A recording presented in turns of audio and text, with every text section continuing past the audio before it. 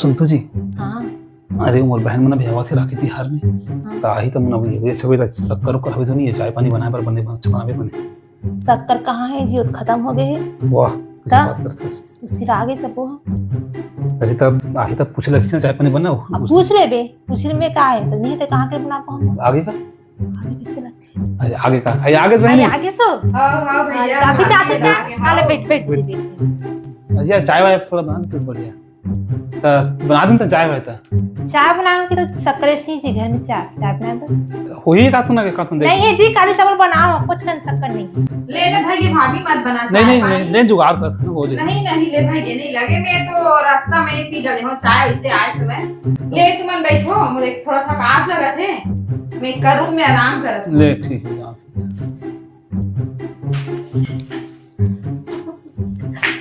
बनिस काम काम बन गया।